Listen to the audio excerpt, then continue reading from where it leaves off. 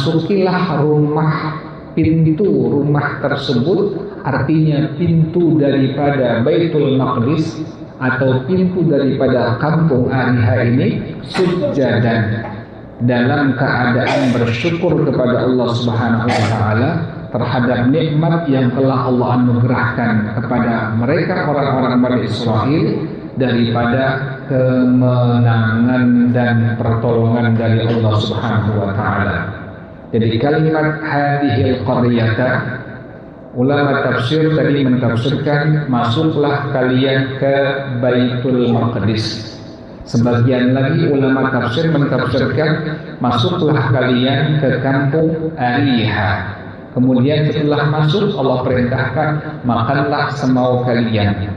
Kemudian masuknya Allah perintahkan dari pintu Baitul Maqdis atau dari pintu kampung Ariha sambil keadaannya bersyukur kepada Allah Subhanahu wa taala terhadap kemenangan dan pertolongan yang Allah berikan kepada mereka orang-orang Bani Israel.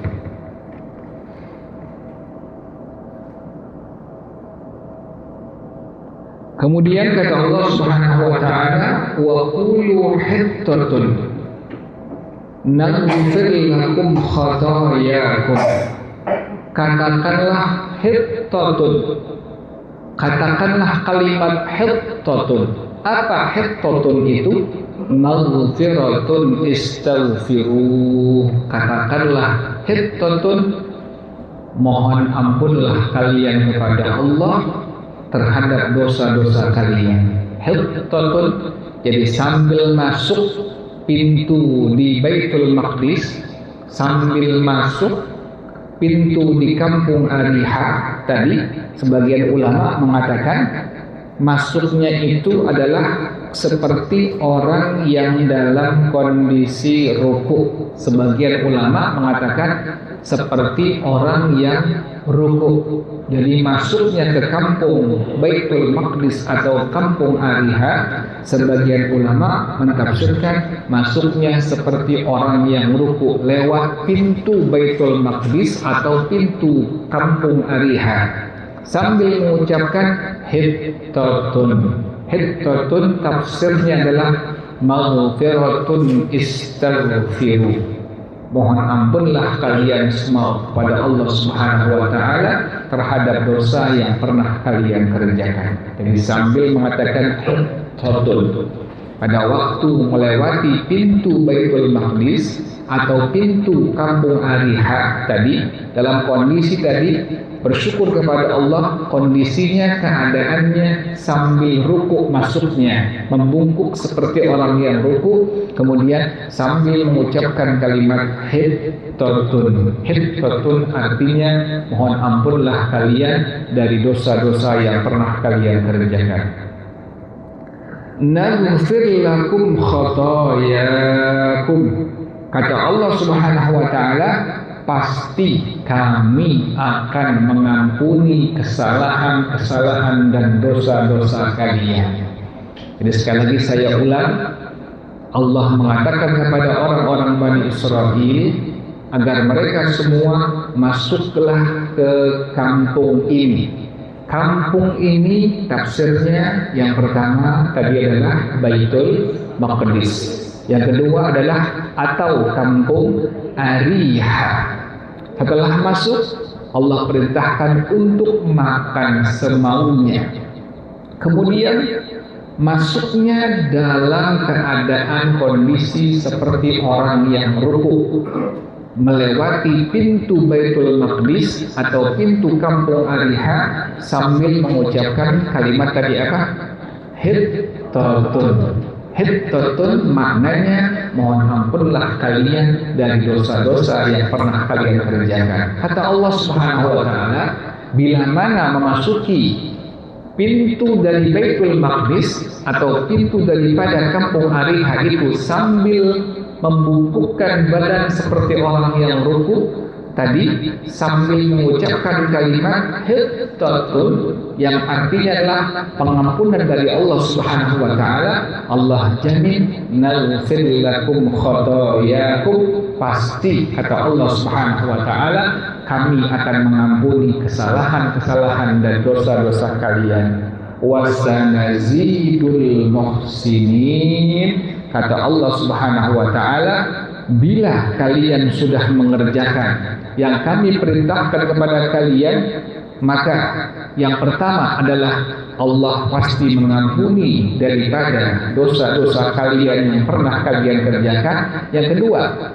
wadha'afna lakumul hasanat, kata Allah Subhanahu wa taala, kami lipat gandakan amal-amal kebaikan yang pernah kalian kerjakan seluruhnya. Subhanallah. Jadi Allah perintahkan orang Bani Israel masuk ke kampung Ariha atau ke Baitul Maqdis sambil ruku, sambil mengucapkan kalimat hittatun. Hittatun tadi apa artinya? Ampunan Allah Subhanahu wa taala. Kalau sudah mengatakan demikian, lakukan demikian, Allah jamin yang pertama, Allah pasti akan mengampuni dosa-dosa mereka semua, kesalahan mereka semua. Yang kedua, Allah akan melipat gandakan dari kebaikan-kebaikan yang mereka kerjakan. Itulah tafsir dari kalimat wasanazidul muhsinin, dan kami akan menambahkan untuk orang-orang yang berbuat baik. Artinya tafsirnya Allah melipat gandakan dari setiap kebaikan-kebaikan yang mereka kerjakan. Nah, tapi bagaimana kenyataannya? Kan tadi suruh masuk ke pintu Baitul Maqdis, Allah perintahkan untuk masuk ke pintu kampung Ariha dalam kondisi keadaan bungkuk seperti orang yang ruku sambil mengucapkan kalimat hittatun. Tapi bagaimana? Ngeyelnya orang-orang Bani Israel ini, perintah Allah masih dilanggar. Fabaddalal ladzina zalamu qawlan ghairal ladzi qila lahum. Maka orang-orang Bani Israel mereka mengganti ucapan yang bukan diperintahkan oleh Allah pada mereka semua. Jadi mereka enggak mengucapkan kalimat hittatun, terus masuknya bukan dalam kondisi ruku. Masuknya orang-orang Bani Israel ke kampung Baitul Maqdis bukan dalam kondisi membungkuk seperti orang yang ruku, masuknya seperti biasa saja. Kemudian yang mereka ucapkan bukan kalimat hittatun, tapi kalimatnya habbatun fi sya'ratin. Ini ejekan dari orang-orang Bani Israel kepada Allah Subhanahu wa taala. Habbatun fi sya'ratin, satu biji gandum. Subhanallah ya. Luar biasa orang Bani Israel. Perintah Allah masuknya dalam kondisi membungkukkan badan seperti orang yang ruku, tapi mereka masuknya jalan biasa. Kemudian perintah dari Allah masuk lewat pintu Baitul Maqdis atau kampung Ariha sambil mengucapkan kalimat hittatun yang artinya pengampunan dari Allah Subhanahu wa taala, malah mereka mengganti kalimat hittatun dengan kalimat habbatun fi sya'ratin yang artinya sebutir atau sebiji gandum. Kayak subhanallah, orang Bani Israel malah nggak bilang hittatun, tapi malah bilang dengan kalimat habbatun fi sya'ratin, sebiji daripada gandum. Bagaimana pada akhirnya?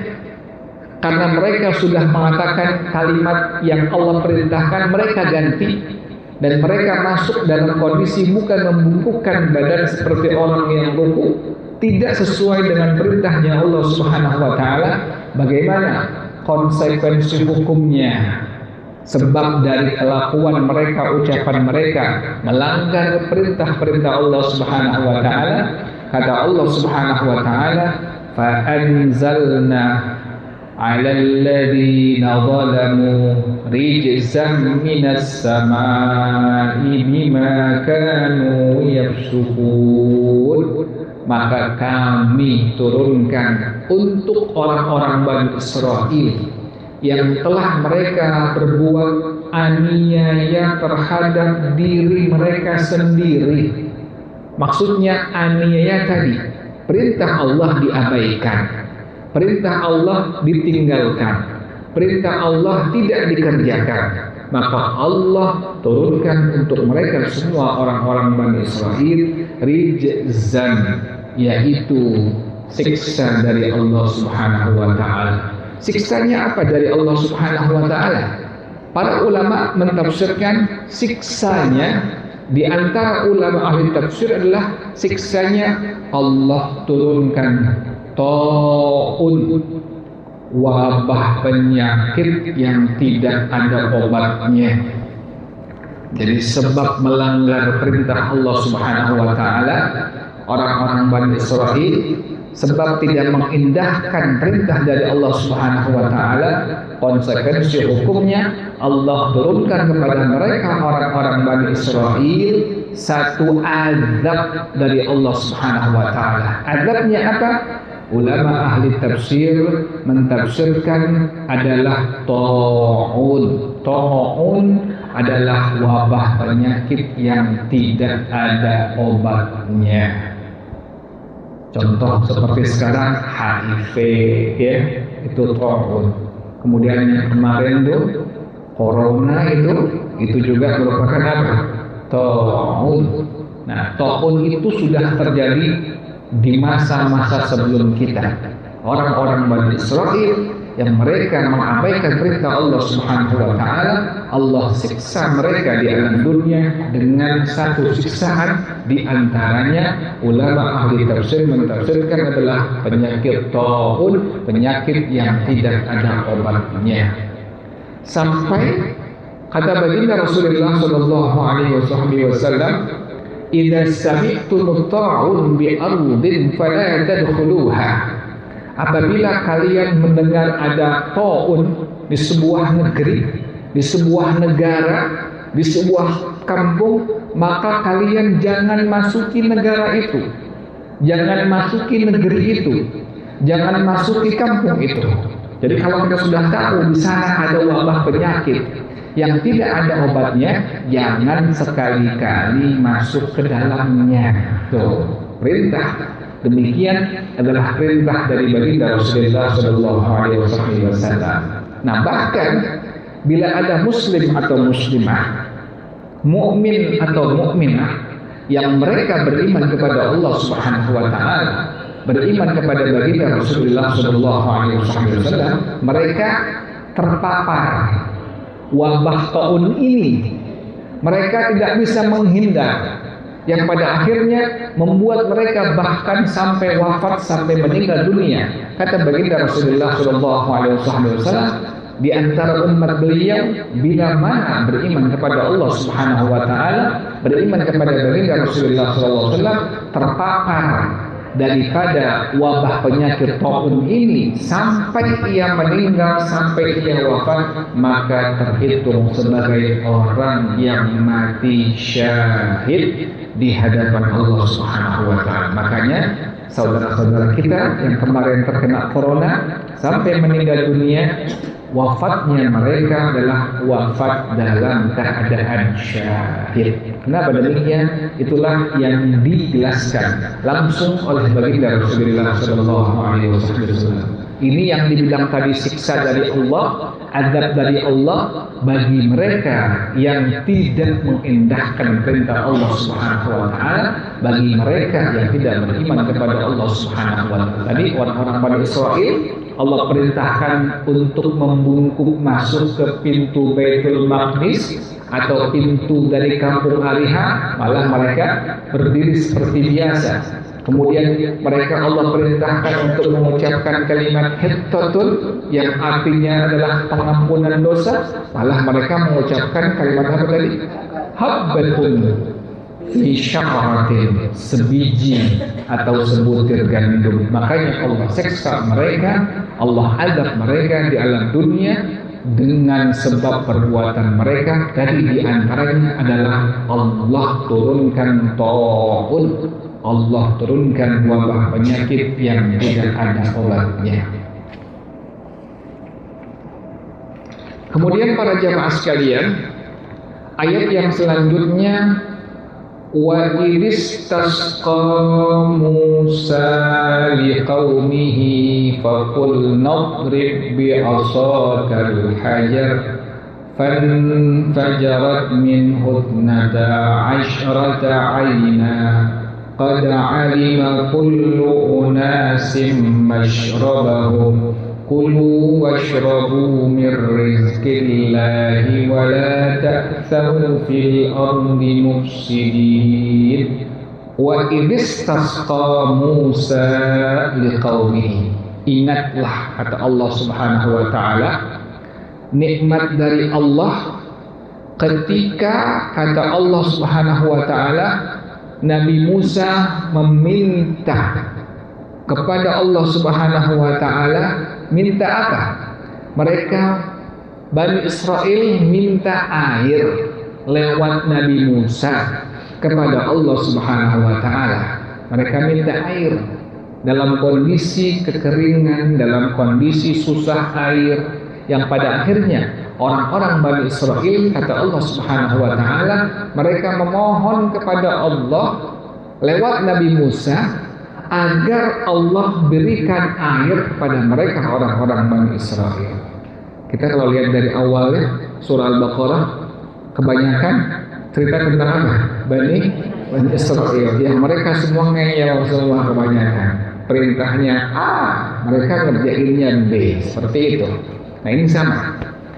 Ingatlah, kata Allah Subhanahu wa taala, ketika Nabi Musa meminta air kepada Allah Subhanahu wa taala. Untuk siapa? Untuk kaumnya. Siapa kaumnya? Yaitu Bani Israel. Bedakan ya, ada Israel, ada Bani Israel, beda ya. Kalau Bani Israel adalah anak keturunan Nabi Yakub. Israel yang sekarang adalah Zionis ya, beda ya. Nah, kata Allah Subhanahu wa taala, wa idistasqa Musa liqaumihi. Ingatlah ketika Nabi Musa meminta air kepada Allah untuk kaumnya, yakni Bani Israel. Maka bagaimana perintah Allah Subhanahu wa taala? Faqul nadrib bi'asakal hajar. Maka Allah Subhanahu wa taala memerintahkan kepada Nabi Musa untuk memukul dengan tongkat Nabi Musa akan sebuah batu. Batunya bentuknya kotak bujur sangkar, jadi bentuknya murabbak, 4 persegi panjang ya. Jadi bentuk batunya itu adalah 4 persegi panjang, murabbak, bentuknya demikian.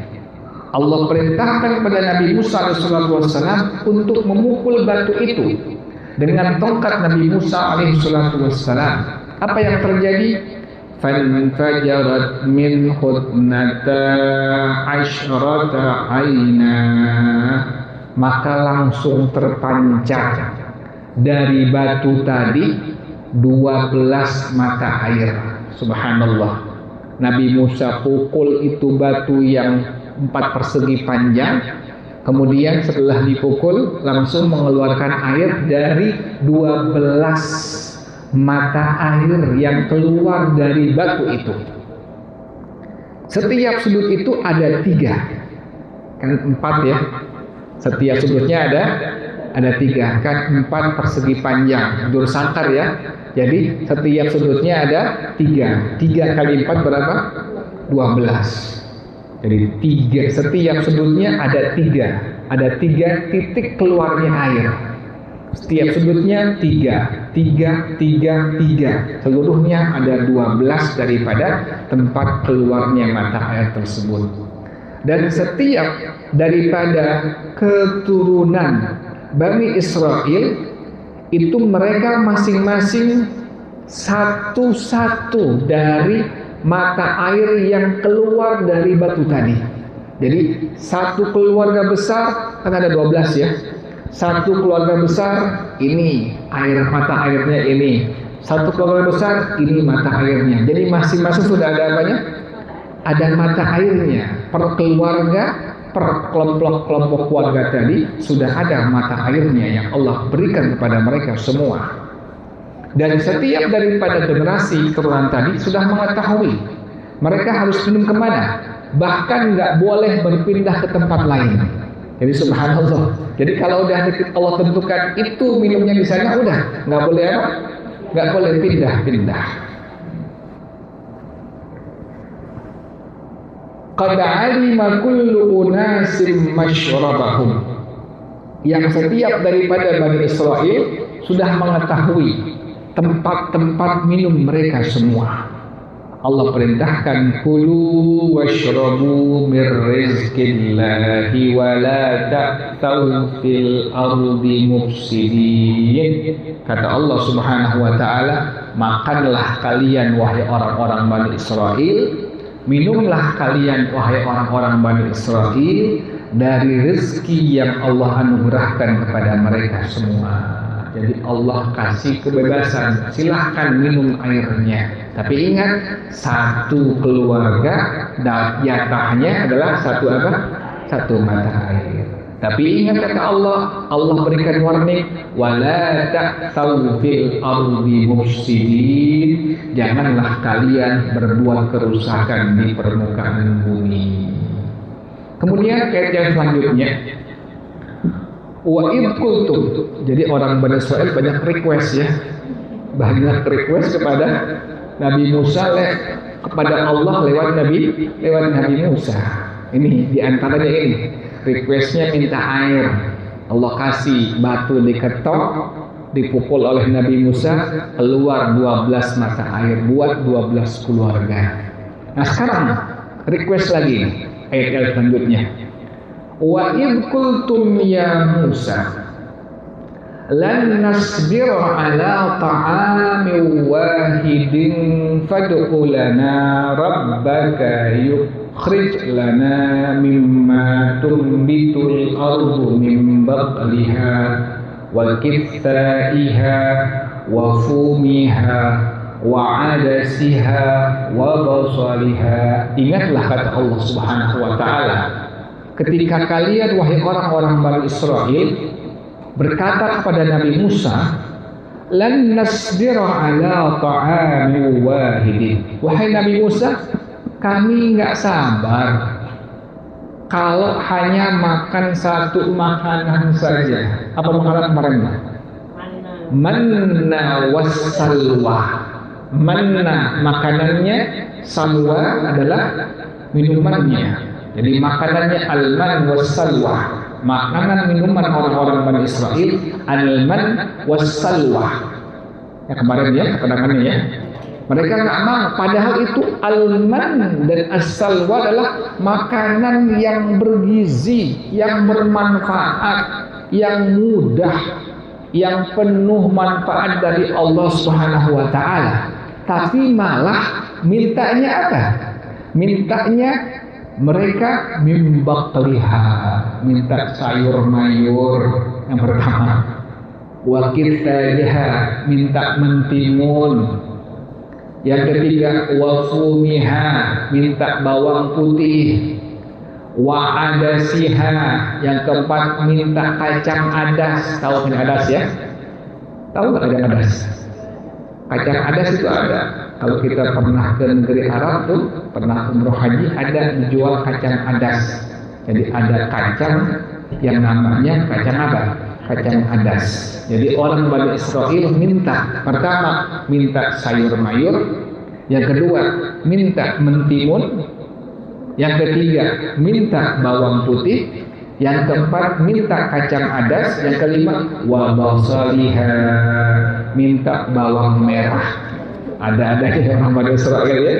Udah makanannya bergizi, minumannya bagus, sehat, manfaat, mudah dapatinnya. Al-manna wassalwa, malah mereka minta kepada Allah lewat Nabi Musa. Mereka bilang, wahai Nabi Musa, kami kalau makan cuma itu aja kami nggak sabar.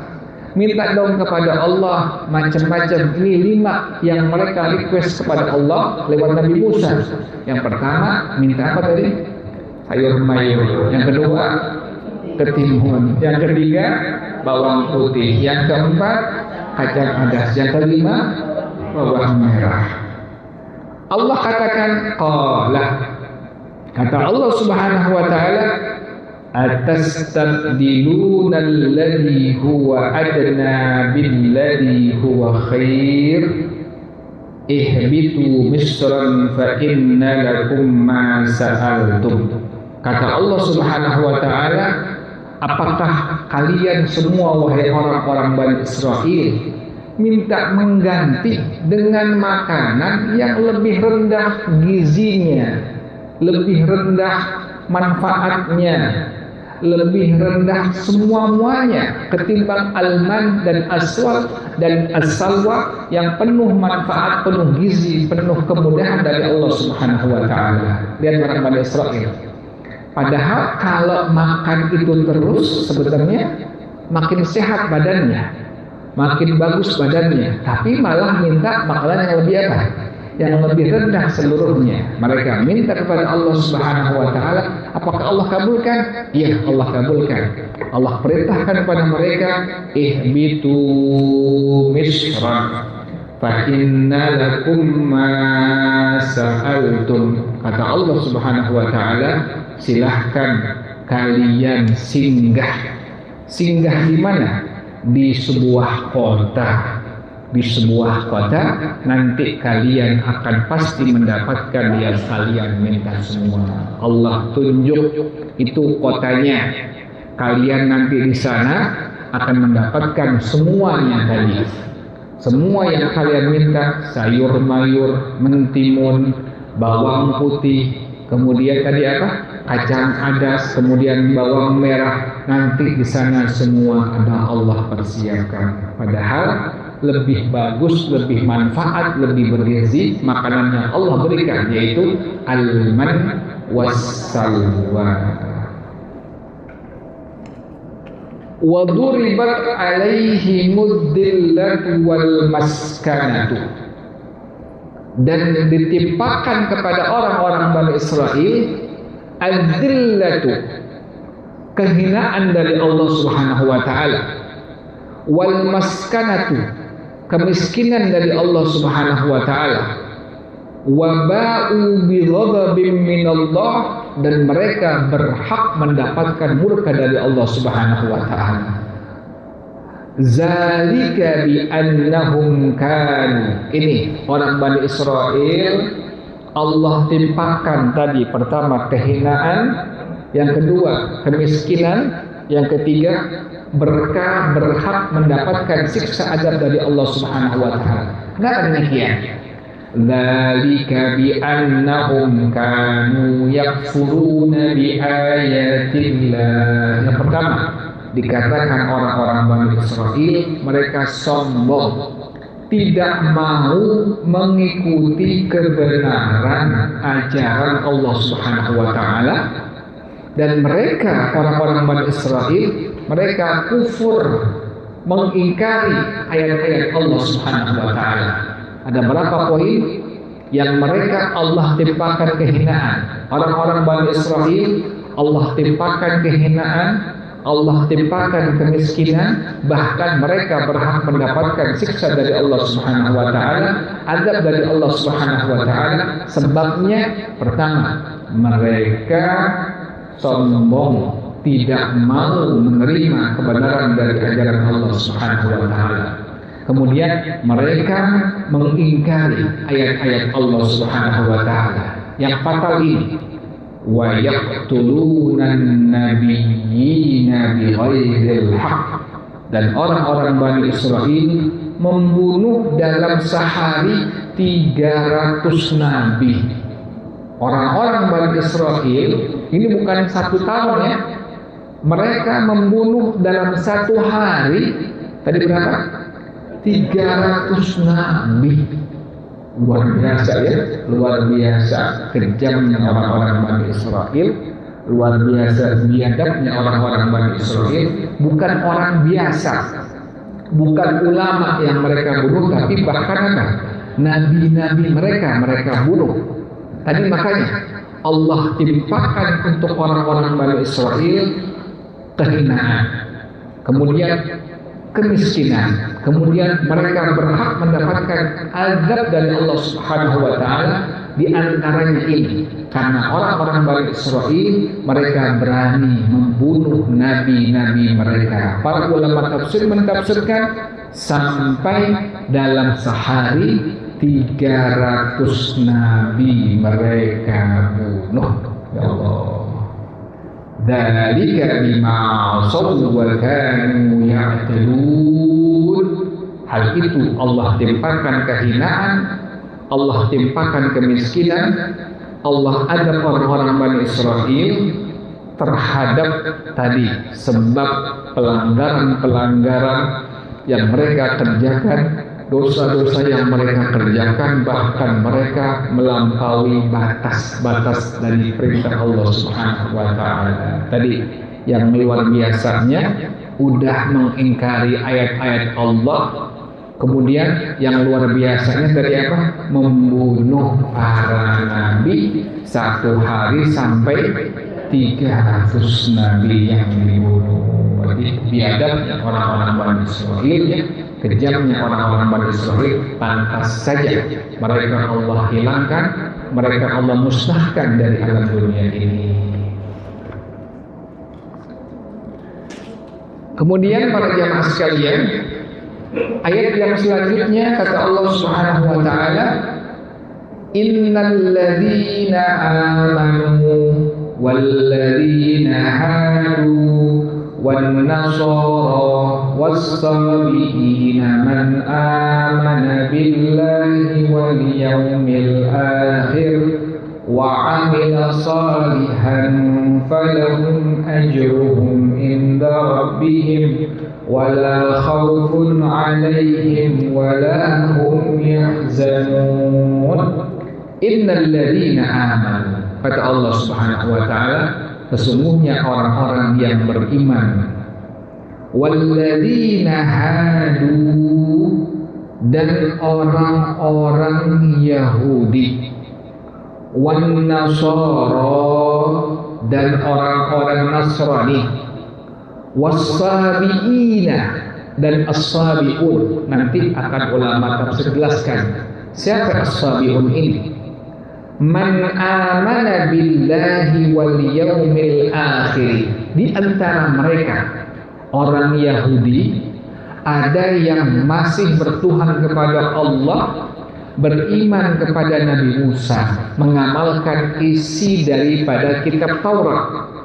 Juga di antara orang Nasrani ada yang beriman kepada Allah, beriman kepada Nabi Isa, dan mengamalkan isi kitab Injil.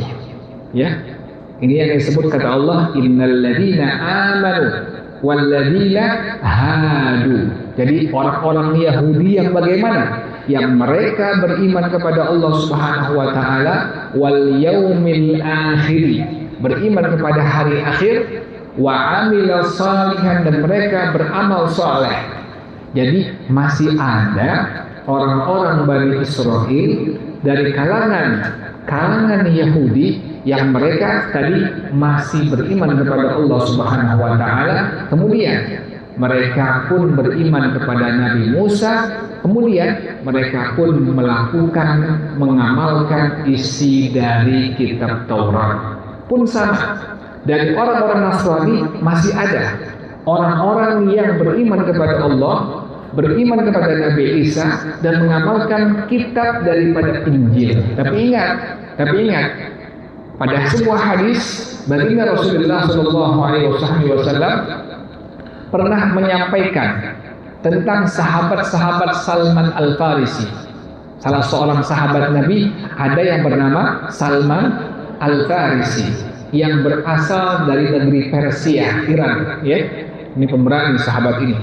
Tatkala beliau sedang mengajak bicara Rasulullah SAW, maka Sayyidina Salman Al-Farisi radhiyallahu anhu memberikan tahu tentang sahabat-sahabatnya yang mereka adalah masih menganut dari ajaran nabi-nabi sebelumnya. Mereka, kata Sayyid Salman Al-Farisi, mereka sholat, mereka puasa, mereka beriman kepada engkau ya Rasulullah. Tapi kata Rasulullah SAW, wahai Salman, mereka adalah ahli neraka. Kenapa demikian?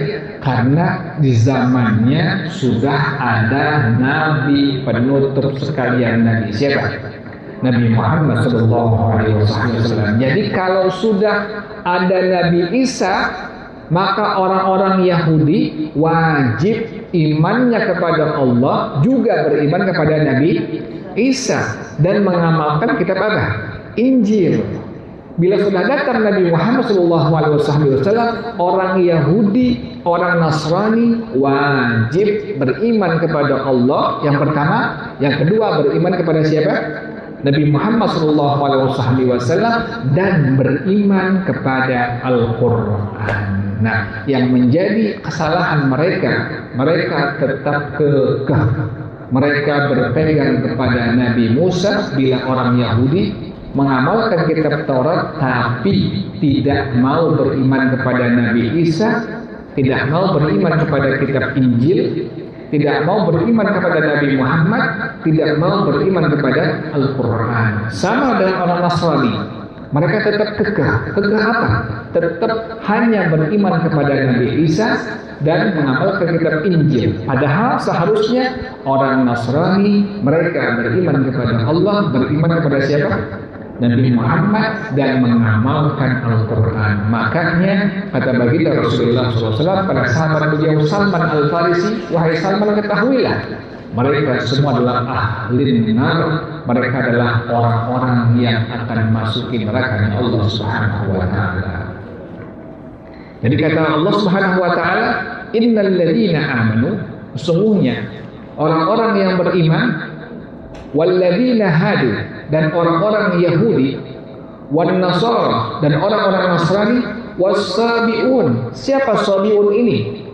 Di antara ulama ada yang mentafsirkan as-sabiun yang pertama adalah sekelompok manusia yang keyakinannya di antara Majusi, penyembah api, Yahudi, Nasrani, dan mereka tidak memiliki agama. Jadi as-sabiun yang pertama, as-sabiun tafsir yang pertama adalah sekelompok manusia, sekelompok orang yang mereka punya keyakinannya antara Majusi, yaitu penyembah api, kemudian antara Yahudi dan antara Nasrani, dan mereka tidak memiliki agama. Itulah tafsir yang pertama mengenai as-sabiun. Tafsir yang kedua adalah as-sabiun adalah sekelompok ahli kitab yang mereka membaca kitab Zabur. Sekelompok ahli kitab yang mereka membaca kitab Zabur. Jadi tafsir yang pertama, as-sabiun adalah sekelompok orang atau sekelompok manusia yang mereka berkeyakinan antara Majusi, yaitu penyembah api, antara Yahudi, antara Nasrani, dan mereka tidak memiliki agama. Tafsir yang kedua, as-sabiun adalah sekelompok daripada ahli kitab yang mereka membaca kitab Zabur. Yang ketiga, as-sabiun adalah sekelompok orang yang mereka menyembah para malaikat. As-sabiun, tafsir yang ketiga adalah sekelompok orang yang mereka menyembah para malaikat. Tadi kata Allah Subhanahu wa taala, sesungguhnya orang-orang yang beriman, orang-orang Yahudi, orang-orang Nasrani, kemudian as-sabiun, ada di antara mereka orang yang beriman kepada Allah, beriman kepada hari akhir, dan beramal soleh. Artinya dari kalangan Yahudi, dari kalangan Nasrani, dari kalangan as-sabiun masih ada orang-orang yang mau beriman kepada Allah, masih ada orang-orang yang beriman kepada hari akhir, masih ada orang-orang yang mau beramal soleh. Kata Allah Subhanahu wa taala, falahum ajruhum inda rabbihim wala khawfun alaihim wala hum yahzanun, maka bagi mereka pahala dari Allah Subhanahu wa taala dan mereka tidak memiliki rasa takut terhadap urusan dunia yang telah hilang dari mereka, wala hum yahzanun, dan mereka tidak sedih terhadap sesuatu yang mereka ditinggalkan dari urusan dunia. Wallahu a'lam bishawab. Silakan dari jamaah sekalian, mungkin ada yang mau bertanya. Ustaz, mohon maaf, ini yang dibilang hanya sebutnya gandum itu apa? Gandum itu apa ya Ustaz? Jadi ucapannya diganti. Yang seharusnya pas melewati pintu Baitul Maqdis atau pintu Kampung Ariha, sambil membungkukkan badan, sambil mengucapkan kalimat hittatun, pengampunan dosa dari Allah Subhanahu wa taala. Tapi oleh orang-orang Bani Israel diganti ucapannya, maka menjadi apa tadi? Habbatun min sya'ratin. Dirubah ucapannya, bukan lagi hittatun, tapi diganti oleh mereka orang-orang Bani Israel, digantinya dengan kalimat habbatun fi sya'ratin, sebutir gandum. Jadi ngejek Allah, bukan ucapan hittatun yang diucapkannya sambil melewati pintu Baitul Maqdis atau pintu Kampung Ariha, malah bukan kalimat hittatun tadi, malah mengucapkan kalimat habbatun fi sya'ratin, sebiji gandum atau sebutir gandum. Ini ucapan ejekan. Mereka ngeyel terhadap perintah dari Allah Subhanahu wa taala. Demikian, wallahu a'lam bishawab.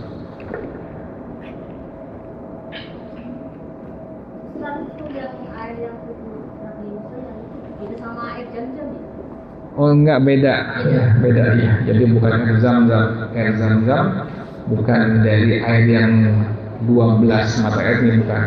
Sekarang udah nggak ada ini. Jadi kalau mukjizat yang sudah terputus seperti Nabi Musa bisa membelah laut seperti ini sudah hilang, tidak ada. Sama dengan mukjizatnya Rasulullah SAW, seperti bulan terbelah menjadi dua. Kemudian ada binatang yang bisa berbicara kepada Rasulullah. Kemudian juga seperti ada pohon yang bisa jalan menghadap Rasulullah. Juga ada ad-dab, biawak yang bisa ngomong dengan bahasa Arab kepada Rasulullah SAW. Ada lagi kambing, daging kambing yang sudah digulai, yang sudah dipanggang, tapi bisa apa? Bisa berbicara langsung kepada Rasulullah SAW. Ya Rasulullah, jangan makan aku sudah diracuni oleh orang Yahudi itu. Ini semua terputus sudah. Kita tidak mengalaminya. Yang tinggal hanya apa? Al-Quranul Karim, mukjizat Rasulullah yang sampai hari ini dan sampai datangnya sebelum hari kiamat masih kita bisa saksikan bersama, yang merupakan mukjizat terbesar yang Allah anugerahkan kepada Rasulullah SAW. Jadi air Zam-Zam itu bukan 12 mata air yang diketuk, yang dipukul oleh Nabi Musa. Demikian, Allahu a'lam bishawab. Ya, silakan Ibu. Untuk di zaman sekarang kan seharusnya kita mengikuti Nabi Muhammad dan Al-Quran. Iya. Terus bagaimana nasib orang yang mengikuti yang lain kayak Nabi Isa kayak gitu? Iya. Iya. Iya, tadi dalam sebuah hadis kami sudah pertegas pada sahabat beliau pada waktu Salman Al-Farisi mengatakan, Rasulullah, saya punya sahabat-sahabat, maksudnya yang beragama Nasrani. Mereka sholat, kan benar. Mereka beriman kepada Allah. Mereka tidak meninggalkan Tuhan, tidak. Mereka punya Tuhan hanya Allah Subhanahu wa taala. Mereka punya nabi hanya Nabi Isa, dan mereka mengamalkan kitab Injil. Tapi kesalahan mereka seharusnya beriman kepada Nabi Muhammad, kemudian mengamalkan Al-Quran. Bagaimana kondisi mereka semua? Tadi kata Rasulullah SAW, orang Yahudi yang beriman kepada Allah, menyembah Allah, kemudian beriman kepada Nabi Musa, kemudian mengamalkan kitab Taurat, pun sama dengan orang-orang Nasrani yang mereka beriman menyembah hanya kepada Allah, beriman kepada Nabi Isa, mengamalkan kitab Injil, tetap kata Rasulullah SAW, mereka adalah ahlun nar, mereka adalah ahli neraka. Kesalahannya di mana? Kesalahannya kalau sudah berganti nabi, berganti rasul, wajib beriman kepada nabi dan rasul tersebut. Tapi kekeh, keras kepala. Orang Yahudi nggak mau beriman kepada Nabi Muhammad, pun orang Nasrani nggak mau beriman kepada Nabi Muhammad. Itulah kesalahan mereka. Padahal Tuhannya benar. Yang mereka sembah hanya Allah Subhanahu wa Ta'ala. Nabinya benar, tapi kesalahannya tadi itu. Mereka mengingkari, bahkan tidak mau beriman kepada Nabi Muhammad SAW. Demikian, Allahu a'lam bishawab. Ya. Jadi kalau misalnya pada kaum Nabi atau Isa, Ya. sampai itu kan kita juga lihat. Iya. Ini yang mengikuti Nabi Isa atau Nabi apa itu, mereka itu akan masuk juga tidak? Iya. Tadi karena mereka tidak beriman kepada Nabi Muhammad yang sudah mereka memasuki Nabi Muhammad, zaman Nabi Muhammad. Oh, sebelumnya mereka surga, mereka ahli surga. Yang sebelum diutus Nabi Isa, sebelum diutus Nabi Muhammad, orang-orang yang beriman kepada Allah, menyembah Allah dan kalangan Yahudi yang mereka beriman kepada Nabi Musa dan mengamalkan kitab Taurat sampai mereka meninggal dunia, mereka ahli surga. Ini bicaranya sudah berganti nabi, tetap mereka mengakui nabinya Nabi Musa saja, tapi tidak mau beriman, bahkan mengingkari kenabian Nabi Isa. Itu yang salahnya. Atau bahkan mereka sudah ada di zaman Nabi Muhammad.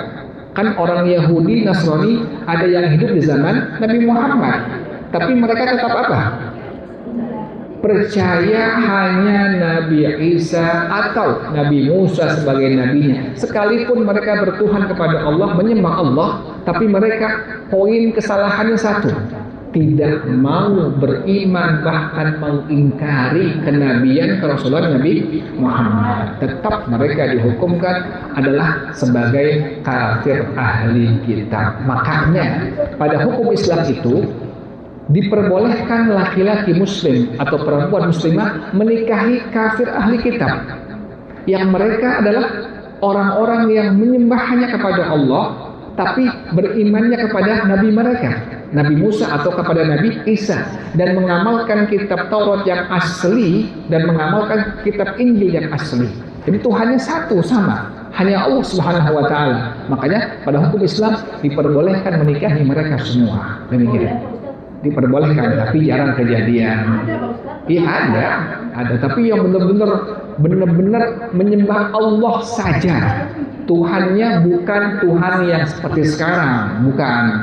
Jadi diperbolehkan. Misalnya di negara Arab, misalnya di Israel, di sana masih ada ahli kitab yang mereka bertuhan hanya kepada Allah. Misalnya ada orang Yahudi, Tuhannya hanya Allah, menyembahnya Allah, tapi nabinya masih nabi siapa?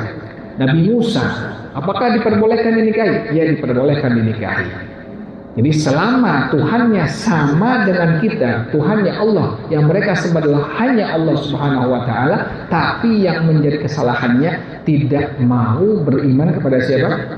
Nabi Muhammad. Pernikahan kepada mereka semua pada hukum Islam dihukumkan sah. Demikian, wallahu a'lam bishawab. Lebih? Kenapa? Bukannya berzina Pak Ustaz, kalau misalnya beda agama gitu kayak sekarang. Jadi kalau yang masih berpegang kepada Injil yang asli, sekali lagi ya poinnya, jangan gagal paham, masih berpegang kepada kitab Injil yang asli, masih berpegang kepada kitab Taurat yang asli. Cuma jadi masalah sekarang, apakah masih ada sekarang kitab Injil yang asli, kitab Taurat yang asli? Itu jadi masalahnya. Jadi lebih bagusnya nikah saja sesama muslim atau sesama muslimah, muslim dengan muslimah, muslimah dengan muslim, demikian. Tapi jangan sampai nanti gagal paham. Berarti nanti boleh nikah dengan di luar agama Islam. Bukan seperti itu kalimat konteksnya. Jadi jangan sampai gagal paham. Jadi paham itu tadi. Selama mereka beriman kepada Allah, menyembah kepada siapa? Allah saja. Yang mereka sembah hanya Allah saja. Kemudian tadi yang kedua apa? Yang kedua, beriman kepada Nabi Musa saja, atau beriman kepada Nabi Isa saja, dan mengamalkan kitab Taurat yang asli. Atau orang Nasrani mengamalkan kitab Taurat karena kitab Injil yang apa? Yang asli. Maka hukum pernikahan pada hukum Islam, para ulama-ulama kita membahas hukumnya diperbolehkan. Ada paham sini ya? Dan gagal paham ya? Jadi kalau sekarang gimana? Nggak boleh. Jadi jangan langsung poinnya, oh boleh dong nikah sama Nasrani. Itu namanya gagal paham. Jadi boleh nggak sekarang nikah, misalnya ada orang Nasrani di Jakarta, boleh nggak nikah pada mereka? Tidak diperbolehkan. Kenapa demikian? Tuhan mereka Allah bukan? Bukan Allah. Bukan Allah. Bahkan mereka menganggap Nabi Isa sebagai Tuhan. Berarti hukumnya boleh tidak? Tidak diperbolehkan. Jadi dari awal saya bilang jangan sampai gagal paham. Demikian Allah. Ya Pak Ustaz, nah kita sebagai tetangganya nih Pak Ustaz, udah tahu kayak gitu, tapi saya nggak berani untuk ngomongin apakah saya berdosa atau enggak Pak Ustaz. Artinya, saya nggak ada keberanian. iya, artinya kalau seandainya misalnya ada satu pengajian yang memang membahas masalah itu, misalnya ada di YouTube atau ada di medsos yang lainnya, lebih bagusnya share ke grup misalnya grup RT atau grup RW. Tapi kita tujuannya untuk apa? Menginformasikan kepada orang ini agar dia membacanya, agar dia melihatnya, agar dia mendengarnya. Bagaimana kedudukan menikah antar agama sekarang hari ini? Bagaimana hukumnya? Jelas hukumnya adalah berzina, tidak diperbolehkan dalam agama, hukum agama kita. Demikian Wallahu a'lam bishawab.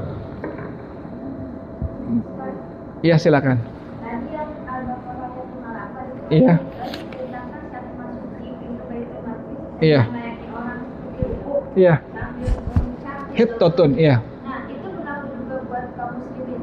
Tidak. Jadi sekali lagi ini berlakunya zaman dulu. Hanya untuk orang-orang Bani Israel. Untuk sekarang tidak. Jadi sekarang seperti biasa. Misalnya kita berziarah ke Baitul Maqdis, kita ada touring, ada tur dari misalnya satu lembaga sampai kita di Palestina, sampai kita di Baitul Maqdis, jalan seperti biasa. Di sana aman. Jadi teman-teman menginformasikan sebenarnya di sana aman, apalagi dari Indonesia di sana aman. Jadi jalannya masuknya bukan seperti ini, bukan. Tetap seperti biasa. Jadi bukan seperti orang ruku sambil mengucapkan kalimat hittotun. Seperti biasa saja jalannya. Demikian Wallahu a'lam bishawab.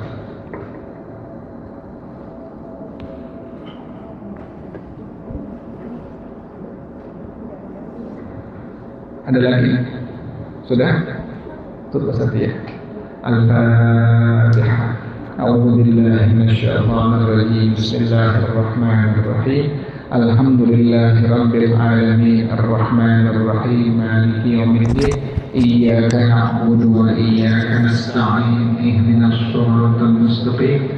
Shiratal ladzina an'amta 'alaihim ghairil maghdubi 'alaihim waladdallin. Amin. Bismillahirrahmanirrahim. Alhamdulillahi rabbil alamin. حمد يوافي نعمه ويكافئ مزيده يا ربنا لك الحمد كما ينبغي لجلال وجهك ولعظيم سلطانك سبحانك لا نحصي ثناء عليك أنت كما أثنيت على نفسك فلك الحمد حتى ترضى ولك الحمد إذا رضيت ولك الحمد بعد الرضا. اللهم صل وسلم على سيدنا محمد وعلى آل سيدنا محمد. يا حي يا قيوم يا بديع السماوات والأرض، اللهم اهدنا بهداك واجعلنا ممن يسارع في رضاك، ولا تولنا وليا سواك، ولا تجعلنا ممن خالف أمرك وأصاك. حسبنا الله ونعم الوكيل، ولا حول ولا قوة إلا بالله العلي العظيم. ربنا تقبل منا إنك أنت السميع العليم، وتب علينا إنك أنت التواب الرحيم. ربنا آتنا في الدنيا حسنة وفي الآخرة حسنة وقنا عذاب النار يا ذا الجلال والإكرام يا أرحم الراحمين. وجب sama-sama Rabbi ighfirli wa liwalidayya warhamhuma kama rabbayani shaghira. Rabbi ighfirli wa liwalidayya warhamhuma kama rabbayani shaghira. Rabbi ighfirli wa liwalidayya warhamhuma kama rabbayani shaghira. وصلى الله على سيدنا محمد وعلى آله وصحبه وسلم. سبحان ربك رب العزة عما يصفون وسلام على المرسلين والحمد لله رب العالمين. Baca bersama-sama Subhanaka Allahumma wa bihamdika asyhadu an la ilaha illa anta astaghfiruka wa atubu ilaik. Alhamdulillah.